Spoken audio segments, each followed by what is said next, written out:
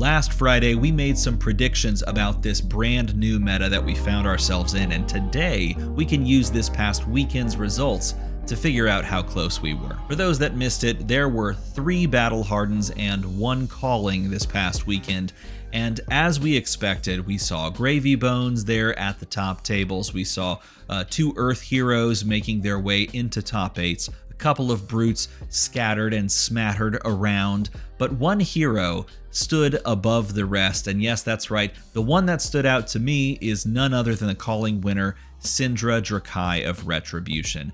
I mentioned that this was going to be the de facto best aggro deck in the format, and Syndra did not disappoint. Syndra has a fantastic Gravy Bones matchup. It has seemed to have only gotten better going forward, even though that top 8 looked pretty close for one Mr. Gravy Bones. Syndra closed it all out in the Calling and continued to perform rather well across all different events this past weekend. Because of her Calling success and her favorable matchups both into Gravy Bones and also into the Earth Heroes, I expect to see Syndra climbing the ranks and taking up more meta percentage as we go. And if you're looking for answers into Syndra, take a look at the data, because Dash.io is showing up and showing out in that matchup spread. She is doing rather well against Syndra. And of course, if Syndra rises to the top and these Earth Heroes start to not be able to keep pace, I would look at Kasai of the Golden Sand, because Kasai is a Syndra killer.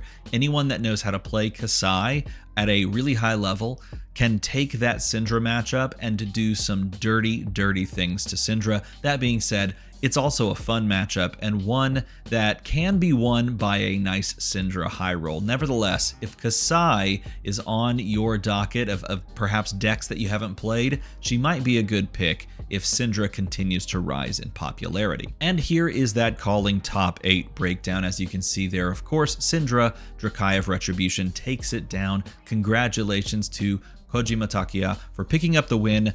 Justin Koo, an electric top 4 and finals performance. I honestly thought he was going to find his way through both of those Syndras and actually take the whole thing down, but instead Kojima ends up winning.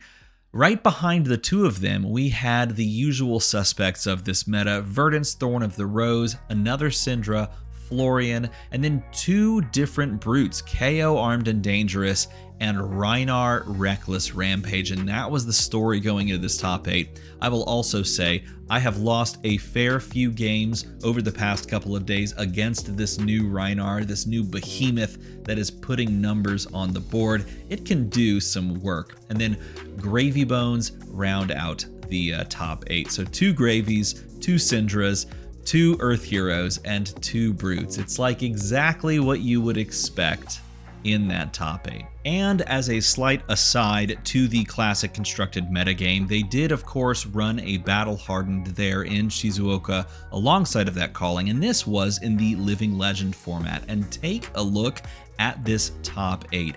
It's 4 Rune Blades and 4 Ninjas. That's right, we have 2 Zen Tamer of Purposes, 2 Ira Scarlet Revengers, 2 Chains. 2 Chains makes an appearance in the top 8 at the Battle Hardened Shizuoka, and a Briar and a Viserai. Of course, Viserai takes it down. Nova-chan ends up picking up the win. I would show you the deck lists today, but unfortunately every time I click this button, it gives me the 404 error, which is crazy because I was just looking at it earlier today. Nevertheless, Nova-chan picks up the win. Look at this top 8 as well. I will just the usual suspects, right? Some of these absolute killers in this game, picking up these top finishes, these top 8 finishes in the Living Legend format, and of course prepping themselves for the Worlds portion. That Living Legend half of that Worlds event is going to really shake things up. So keep your eyes both on Living Legend format and on the classic constructed format as they both continue to evolve. Speaking of evolving, there was a battle hardened in Paris, and they finally did it again. It is another Team Classic constructed event. This one was streamed. You can actually watch the entire stream, and I caught bits and pieces of it. It was pretty fun to watch. It was picked up by this top team. I believe it was actually these top players right here. Of course, Arthur Trehay picked it up with Verdance alongside of Leo Dupont. I think that's how you say that, Dupont. Is that right? Someone correct me in the comments down there. Syndra, Drakaev Retribution, Shocker, and then I do believe that Kevin Mader here was playing on Florian. I think it was Florian. So I think the top team that picked up the win was 2 Earth Heroes and the best aggro deck in this current metagame. So again, if you're looking for more credence to what we talked about with this meta, there it is. The winning team ended up being 2 Earth Heroes and Syndra. And then finally, battle-hardened Guadalajara happened this past weekend as well, and here is your top 8 from that.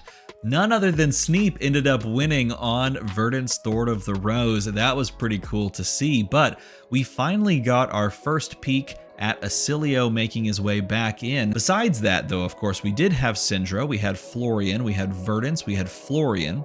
Victor Goldmane makes his appearance yet again. And then finally, Riptide, Lurker of the Deep. Now keep in mind, Riptide is a fantastic counter pick into a meta full of Earth Heroes that are running those defense reactions, because you can just play Dreadbore. You can play very aggressively and play Dreadbore, and they don't really have great answers to you.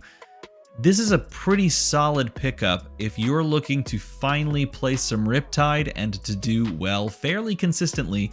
Riptide's got a decent matchup spread right now. The biggest issue that he's going to run into is how many Guardians show up, because he doesn't do so well into Guardians. Nevertheless, he's a fun little dark horse pick, and made his way into the top 8 in this one. So as we said, the meta has really finally started to take shape.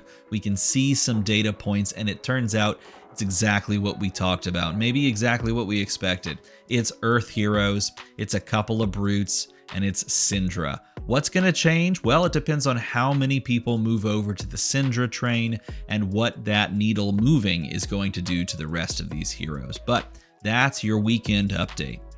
If you like this type of content, this quick hit, get your fix type content, leave a comment down below. I'll make more of it. I've basically been doing these every week anyway, but I decided to see what happens if I made it shorter.